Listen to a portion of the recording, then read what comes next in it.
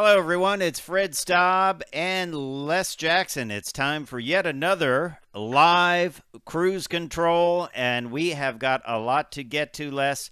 We are going to be talking about the Tundra. Yes, the Tundra was revealed at Motor Bella, which was an outdoor kind of I think, a template for future auto shows where people get to walk around, see demos, maybe drive some vehicles. A couple of the days got rained out, but they revealed the Tundra there. So we're going to tell you about that. And also, we're going to tell you about Honda updating its Passport. Once again, the theme continues, making them tougher, making them more off-road capable for your trips to the groceries. That is exactly right. You know, through the wilds of the mall. Suburban off-roading. That's right. But, you know, over at Mercedes, they're pricing out their all-electric flagship. They've taken some time to do that because they've run out of numbers. Yeah, I think what we're going to see is very common for cars to be over $100,000 in the future. And these will be that way. So we'll talk a little bit about that. And then we'll talk about what if you could recharge your car's electric battery, not the one that the starter motor battery, but if you had an electric car, what would it be like if you could recharge it completely in 90 seconds? One company says they can do it. Look at that. That would even be faster than filling your gas tank. Well, yeah, the only way you can fill a gas tank in 90 seconds is if you're at the pits at Le Mans. Yeah, that's right. Or the guy with the can is there from the NASCAR team. Also, we're going to tell you a cute story because it's just a good excuse to put a dog like this up on the air. You win the award for cuteness there. Yeah, that dog is licking a Kong toy, and we'll tell you how that really started out being the suspension component of a Volkswagen and how it became a big business for the guy that invented it. So we'll tell you a little bit about that, and I think I'm just going to leave that dog picture up the whole time here. You know what? That dog's name is Farfignugan. Farfignugan, yeah. We'll talk about that and a whole lot more when we get rolling on Cruise Control. Stay tuned. We are live on Facebook. We are live on YouTube. We are streaming the audio live, and our radio stations will be getting the live feed as well. So stay tuned. We will be right back.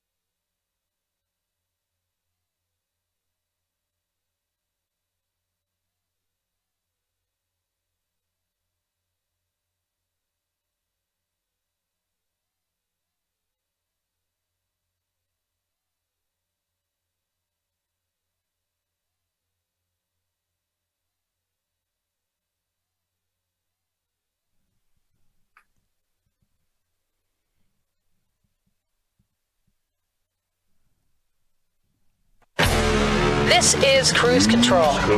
Your on-air automotive magazine with co-hosts Fred Staub and Les Jackson. Everything you need to know about new and used cars. Industry news. We'll fix or repair your car on the air. Fasten your seatbelts and let us take the wheel. Now, your ride is about to begin. Because you're on Cruise Control. Cruise Control. Cruise Control.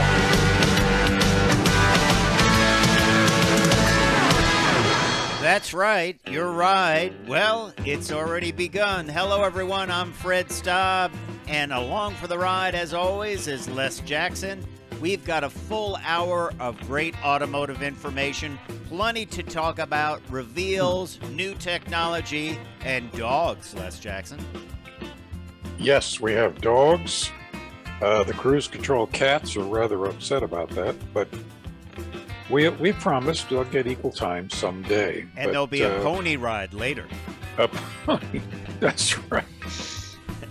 Like every other kid, I always wanted a pony, proving the kids are totally impractical.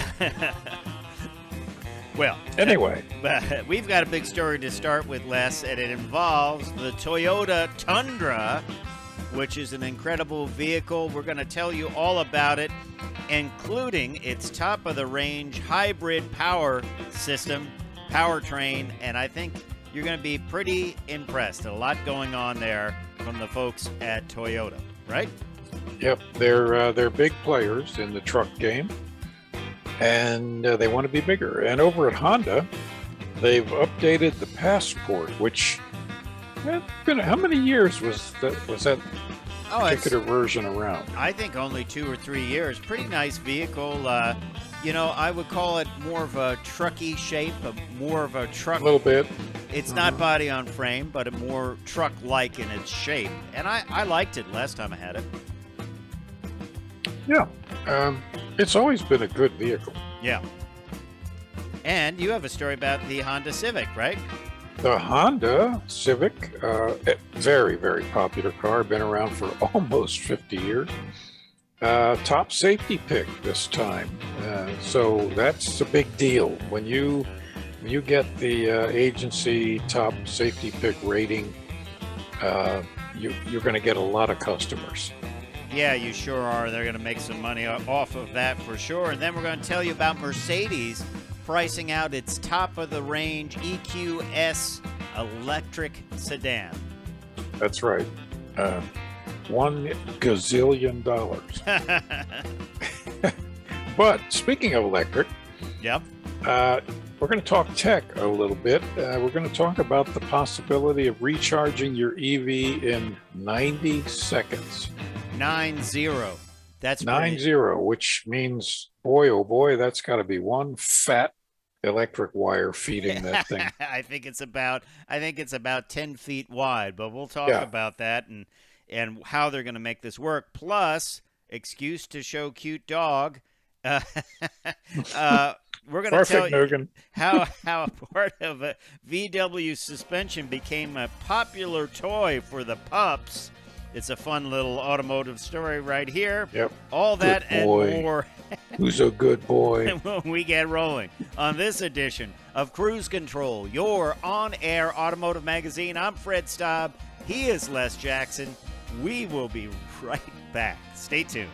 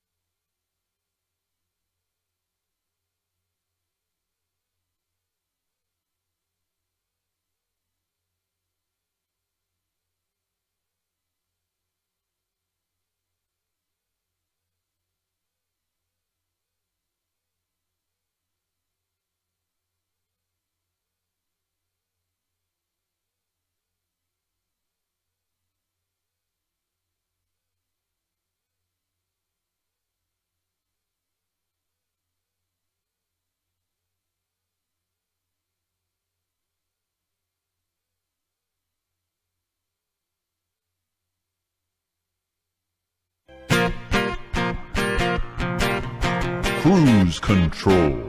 Hey, welcome back to Cruise Control. I'm Les, he's Fred, and as we said before the break, we're going to start off with the Toyota Tundra. Now, obviously everybody knows that Ford and Chevy and Ram, pretty much, what do you suppose? Collectively, they're about 80 or 90% of the truck business. I would say so, and but Toyotas are beloved. Of course, they get the reputation, well deserved, that they just keep going and going and going. Tacoma and Tundra, and I think it's a little bit different who buys those vehicles. And it was an interesting article. I think it was in either Autoblog or CarBuzz, where they talked to somebody at Toyota about the new Tundra, and they said, well, why don't you have the fancy tailgate that GM and Ford have, where, it's got a way to measure wood and something to hold a cup and something that folds out into a workbench so you can use tools. And they said, that's not our customer. Our customer buys the truck not to work, but to tow boats, to tow jet skis, to put kayaks on the top. That they are truly the active lifestyle person. They are not using it, throwing their tool bag in the back and, putting a ladder rack on top. They are using it as a actual kind of recreational vehicle, and that they felt that they don't need a tailgate for that reason. They just need a regular tailgate. But we should delve into this vehicle because Toyota has done a lot to it, and it has it basically is probably one of the most forward-looking pickups I think that I have seen in quite some time. Let's talk about the powertrain. There are two powertrains. Both are based on twin-turbo V6s. The standard Iforce is a 3.5-liter twin-turbo V6. 3.5 liter, we know, Les Jackson, that's the magic number over at Ford in their F-150. This twin-turbo V6 produces 389 horsepower, 479 pound-feet of torque. Now, that is the standard engine for the Toyota Tundra. By the way, big grills continue. Toyota Tundra has a huge grill. Everybody's got to have a big grill. Yeah, so people that are worried about that, and the BMW folks, I can't stand the big grill, and maybe they'll go back. I think we're going to see more big grills before we see less big grills. No, I don't think so either. And if from an engineering standpoint, the more air you can put in that engine compartment, the better it works. Yeah, exactly. So the next step up the powertrain lineup is the Iforce Max, which is a 437 horsepower, 583 pound-foot of torque engine. This is a hybrid engine, so you're getting that power from both electric motors and the gas engine. And that has up to a 12,000-pound maximum towing capacity.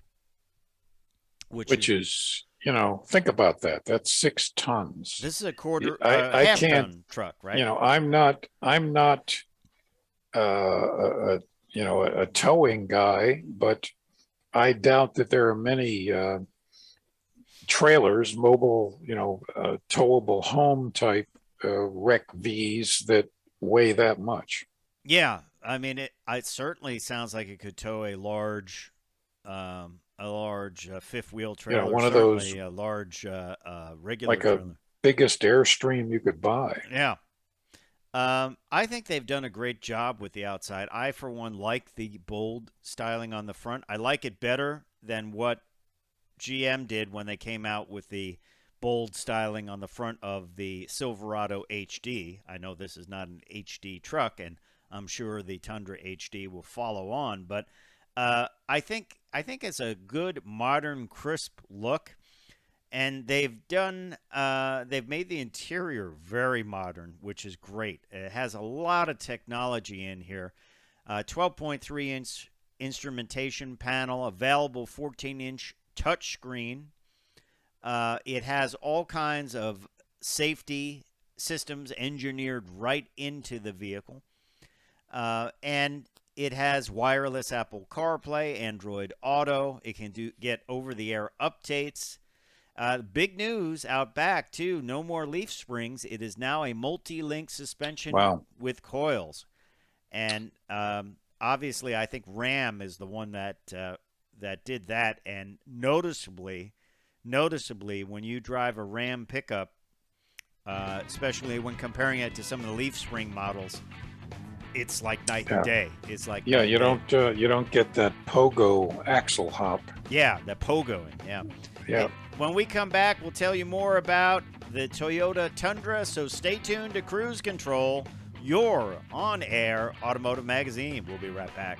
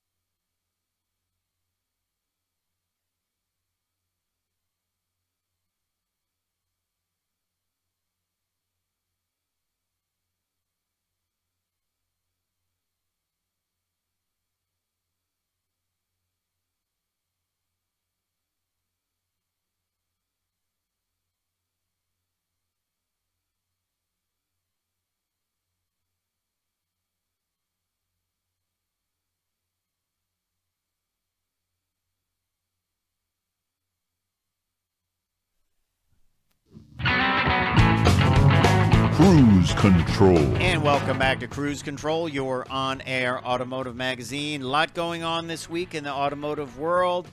We were talking a little bit about the Toyota Tundra, which is a big piece of machinery for the folks over at Toyota.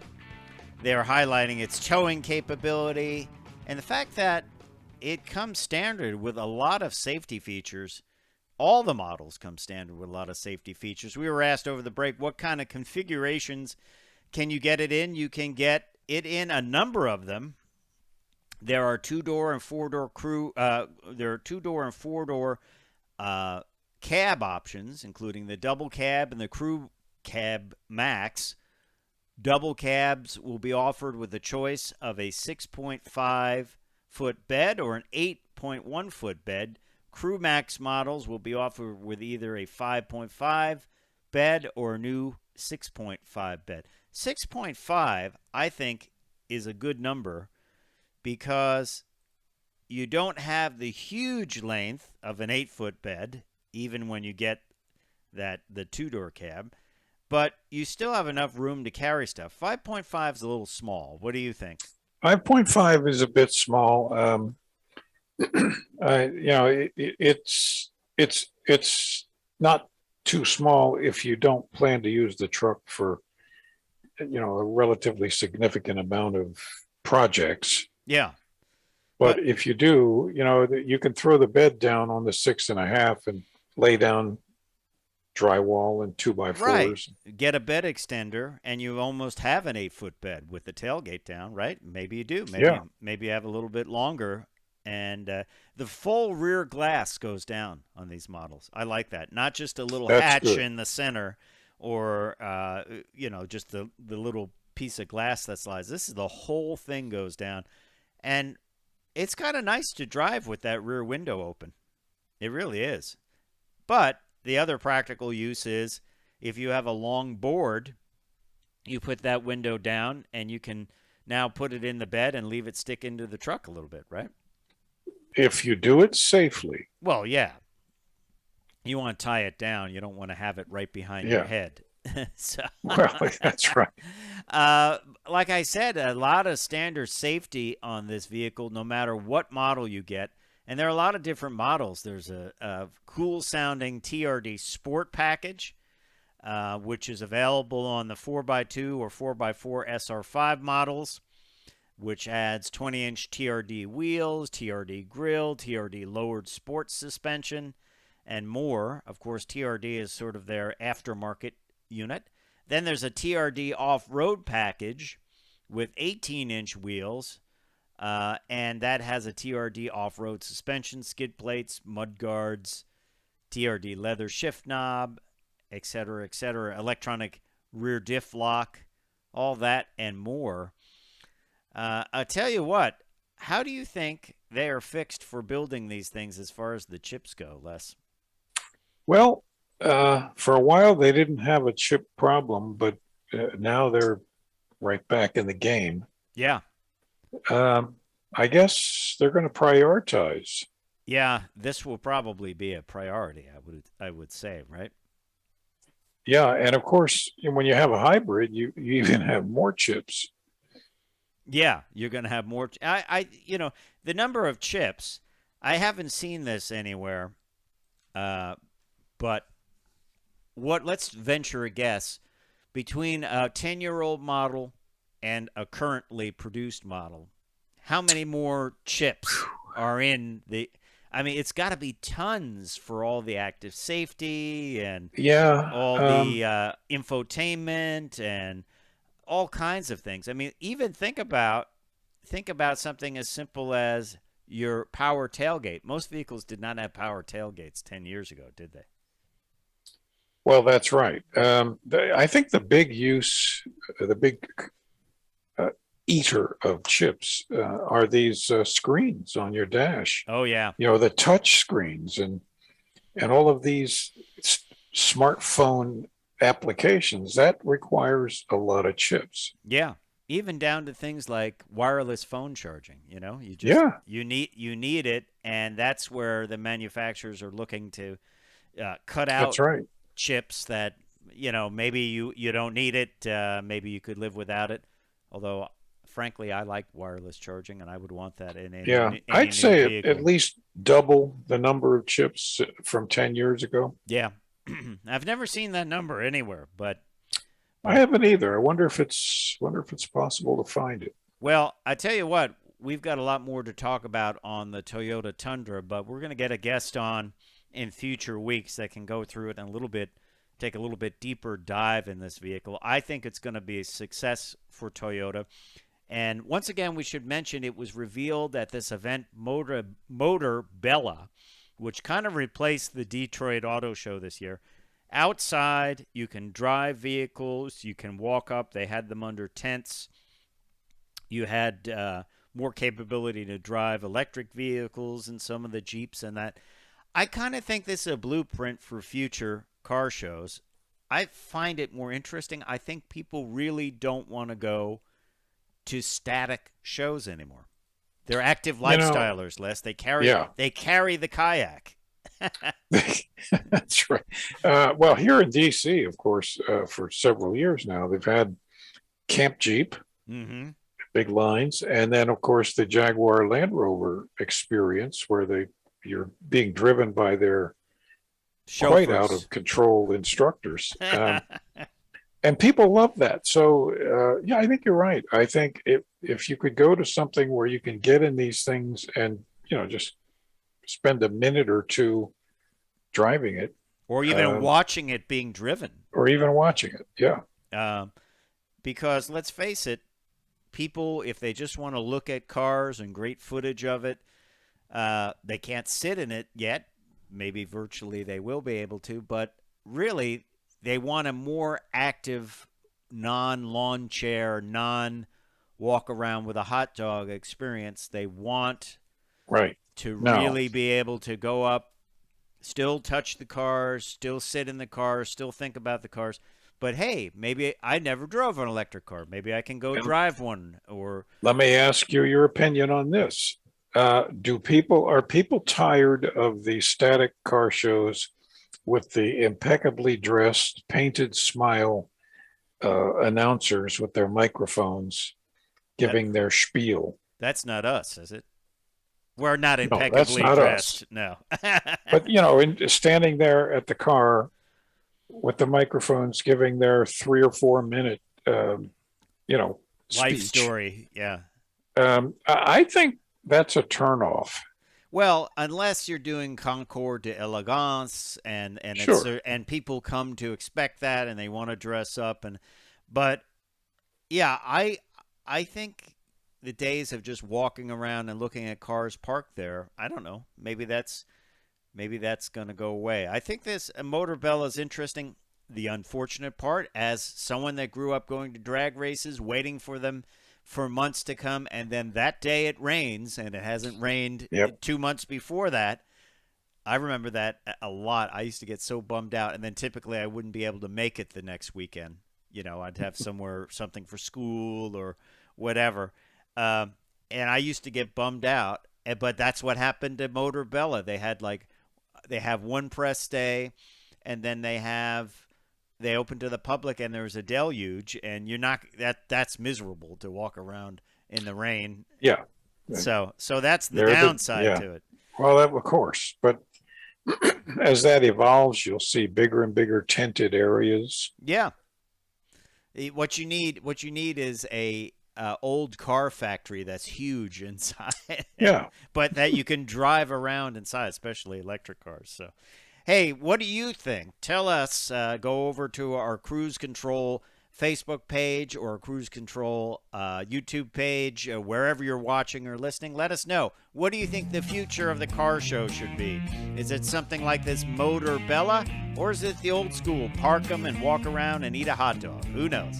Hey, when we come back, we're going to keep on going with some new vehicles, including the updated Honda Passport. So stay tuned.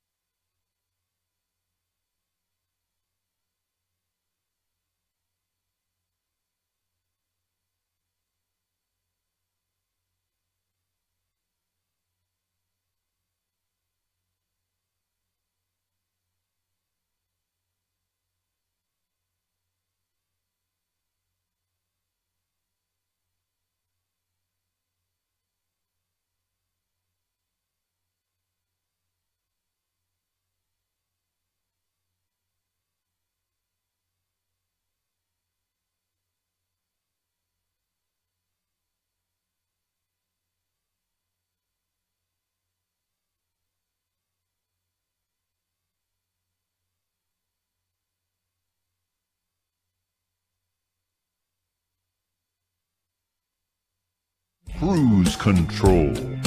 Hey, welcome back to Cruise Control. Fred and I were talking about car shows a little early. We won't continue that because we want to get your opinions on it. Yeah.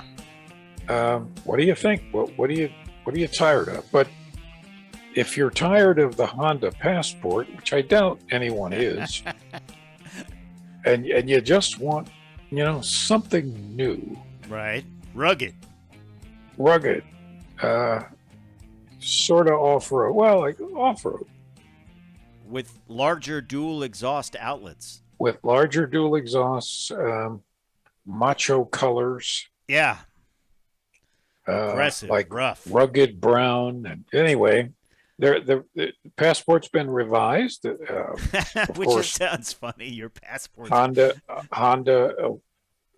makes bulletproof vehicles. Yeah. And I like the Passport. I drove it a couple of years ago. I liked it because it was kind of upright, truck-like. It had elements of the Element, I would say, weirdly. Yes, that's correct. Their old square box truck. It kind of had some of that rinse-it-out type look to it. But now, of course, they've updated it, as Les was saying, with a new rugged exterior. And then they have this thing called Trd Sport, which I'll read right from their release, which is even more emotional and adventurous, further advancing Honda's new rugged design direction for the light truck lineup. That's exactly what I was thinking. Yeah, emotional and adventurous. That's what I say about you, Les Jackson. I say, well, there's Les Jackson. He's emotional and adventurous. That's right. When he's awake. When he's upright. But, well, I don't know about the tough new look. I guess that's the big thing now with a lot of buyers. They want people. It's like bragging rights with a big engine. They want people to think that they have a certain lifestyle, even if they don't. Sort of like the Walter Mitty go out to Abercrombie and Fitch and buy the hunting jacket with the little recoil pad for the gun, even though you're just going to the local restaurant.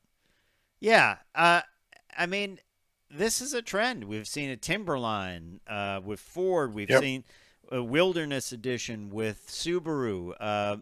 It seems like I talk about it all the time on Cruise Control on the At the Wheels because, it seems like everyone's doing it. Everyone is trying to look tougher.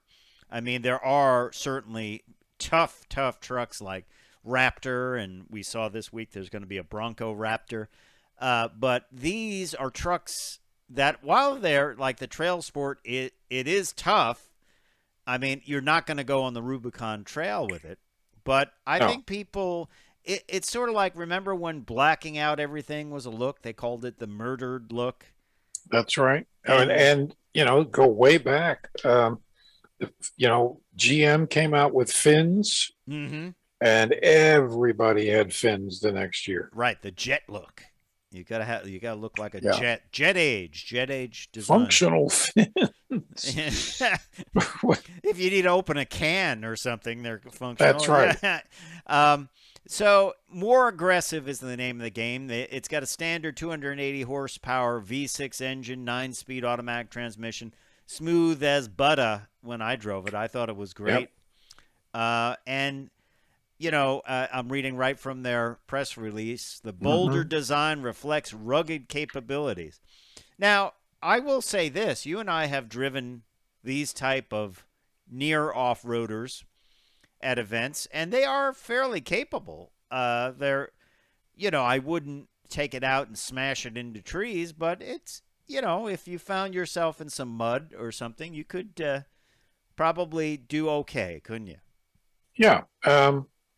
They tend to be more capable in every case, and we've tested these hundreds of times over the years at these events, and they always tend to do better than you think it will. Yeah. I think it's a good-looking vehicle. I think it certainly can compete with the likes of Subaru and things like that, and that's Oh, what sure. what it's designed to do. I would say this probably competes with the Forester. I'm not quite sure where the price range comes in. It comes standard with Honda Sensing, which I think is great that they make it standard. That's something a Honda does and many other manufacturers are doing. So really no downside to making this look more rugged. I think it's great. I can't wait to drive it.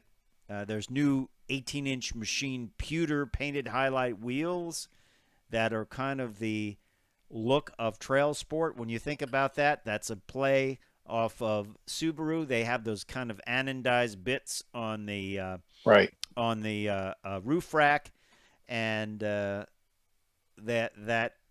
that's probably a cool thing, and that's probably why they did it. It's funny. One of our colleagues asked that, and I responded to this. They were showing these government Tahoes and Suburbans, right, that are all set up. They're armored. They're have all kind of lights and antennas on them and stuff. And he asked, why do the government SUVs like this still have a roof rack? They're not going to carry a boat on the roof. And he said, why do you think they do that? And I said, because they don't want to spend, if the government asks them to build a block-off kit for those holes, it would be $10 million per vehicle. It's just cheaper just to leave them on. Leave them on. Don't use it. You're not going to put the Thule topper thing on the top or a surfboard. Although it would be pretty funny if they showed up with a surfboard on top, wouldn't it? Well, or the little badges, with the little cutouts of the family, the dad and the mom and the little kids and the dog. Would be funny. That would be funny. Yep.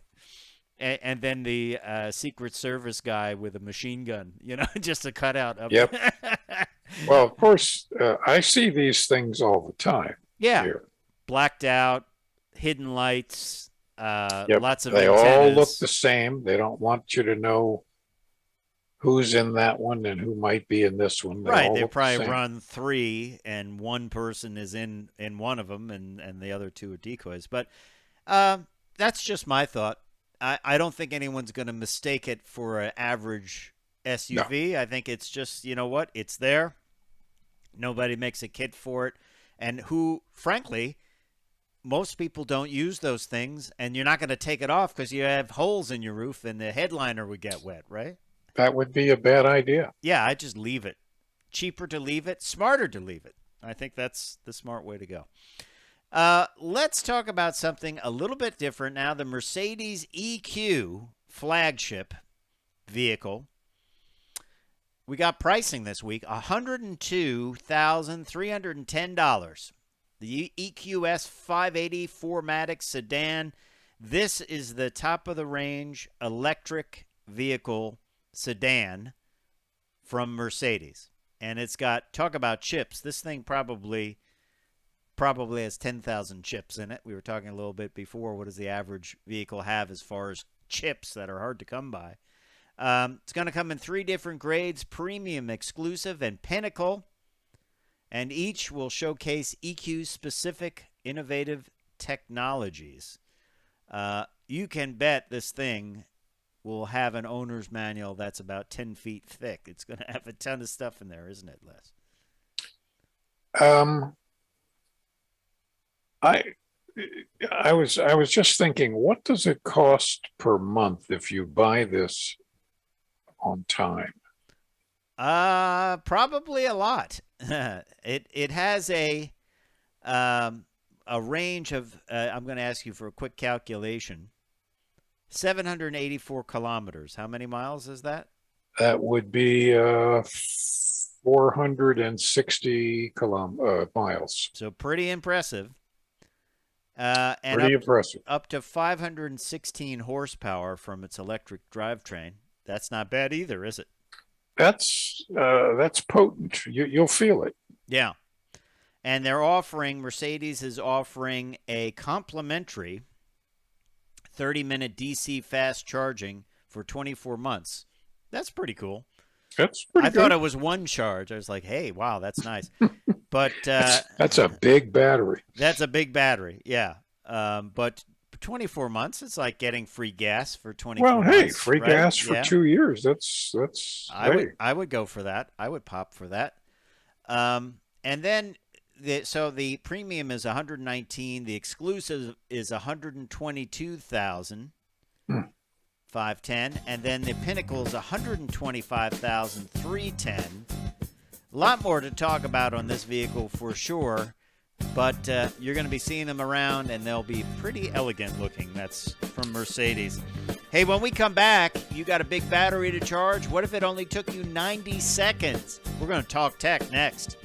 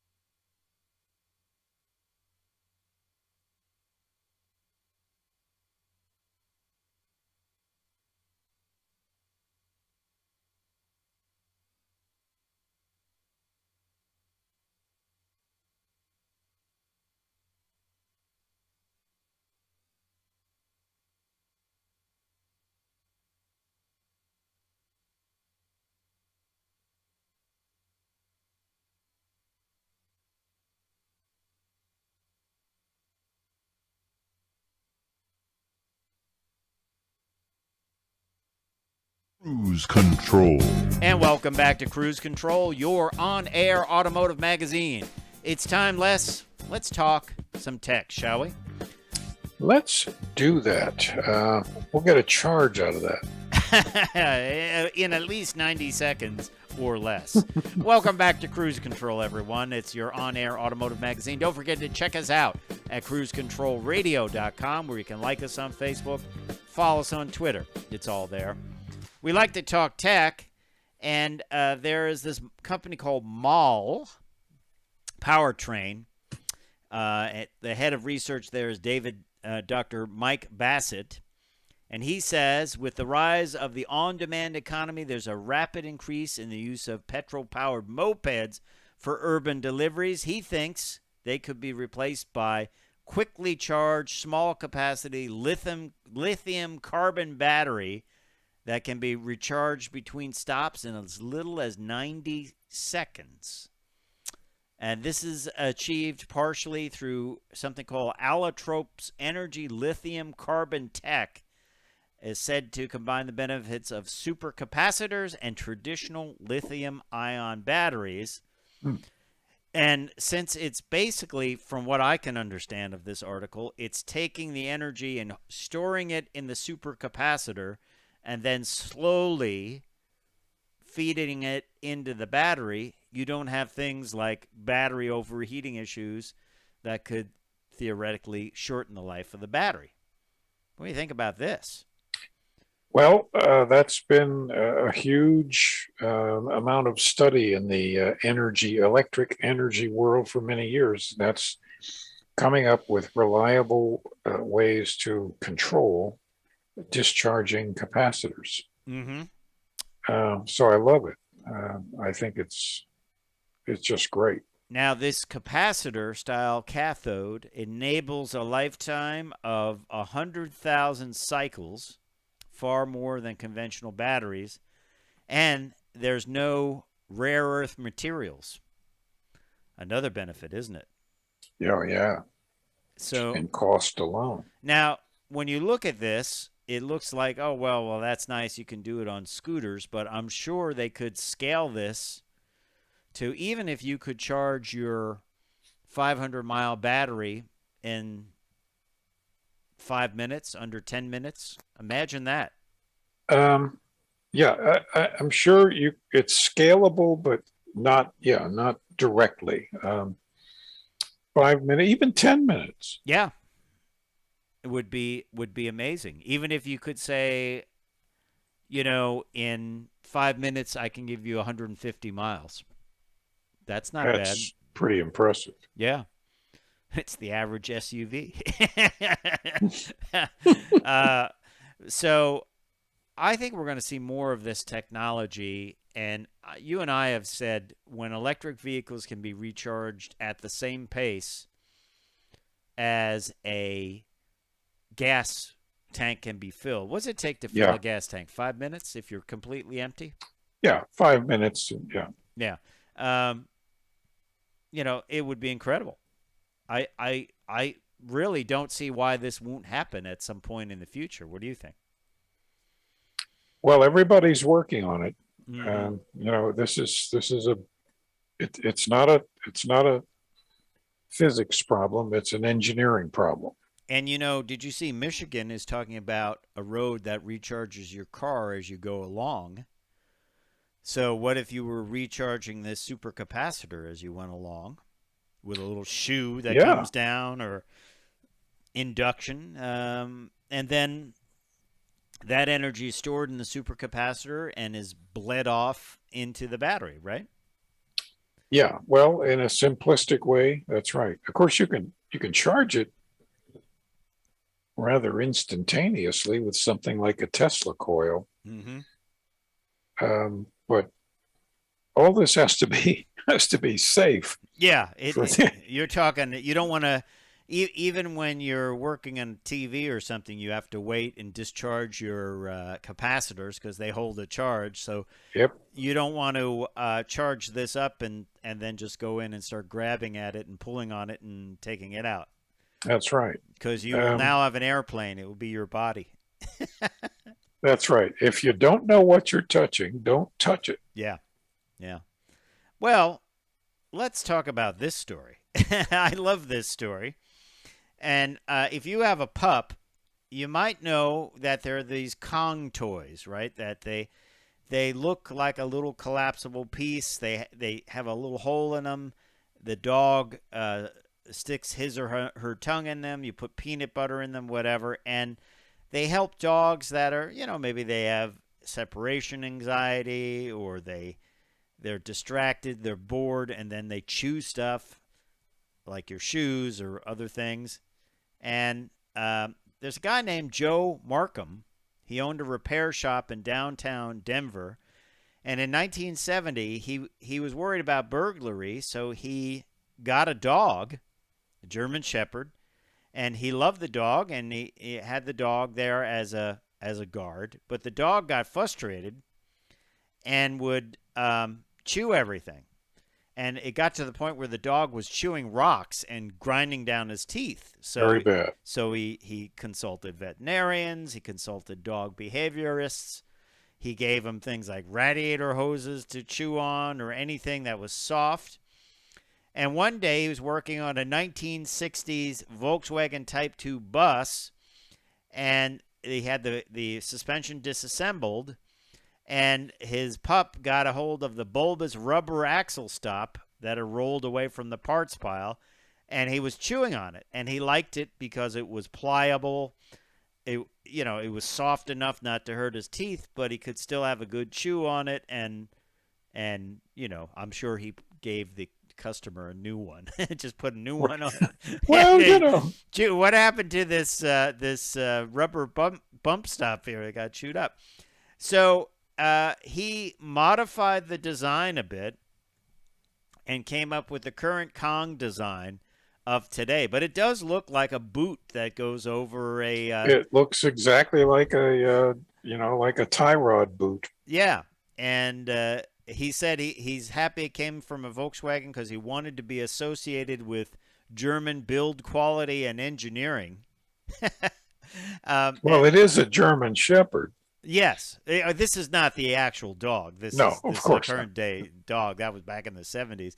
But he started making these things as Kong in 1976, and it was an instant hit, and millions of Kong toys have been found in dogs' homes around the world.